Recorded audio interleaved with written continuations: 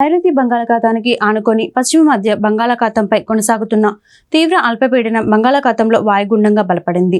ఇది ఈశాన్య దిశగా పయనిస్తూ తూర్పు మధ్య బంగాళాఖాతంలో బంగ్లాదేశ్లోని కేపు పరాకు దక్షిణ నైరుతి దిశలో 700 కిలోమీటర్లు, పశ్చిమ బెంగాల్లోని సాగర్ ఐలాండ్కు దక్షిణ ఆగ్నేయ దిశలో 660 కిలోమీటర్ల దూరంలో కేంద్రీకృతమైంది.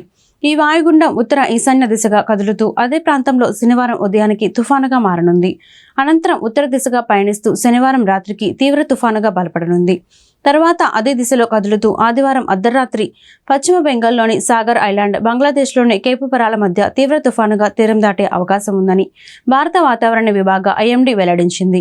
దీని ప్రభావంతో శనివారం అల్లూరి సీతారామరాజు, అనకాపల్లి, కాకినాడ, చిత్తూరు, విజయనగరం, పార్వతీపురం, మన్యం, విశాఖపట్నం, కోనసీమ, తూర్పుగోదావరి, పశ్చిమ గోదావరి, కృష్ణా, గుంటూరు, బాపట్ల, అన్నమయ్య, తిరుపతి, శ్రీ సత్యసాయి వైఎస్ఆర్ జిల్లాలోను ఆదివారం శ్రీకాకుళం, పార్వతీపురం, మన్యం, అల్లూరి సీతారామరాజు, ఏలూరు, కృష్ణా, ఎన్టీఆర్, గుంటూరు, బాపట్ల, పల్నాడు, ప్రకాశం, నెల్లూరు, కర్నూలు, నంద్యాల, శ్రీ సత్యసాయి, అన్నమయ్య, చిత్తూరు, తిరుపతి జిల్లాల్లోనూ అక్కడక్కడ పిడుగులతో కూడిన తేలికపాటి వర్షాలు కురిసే అవకాశం ఉందని తెలిపింది.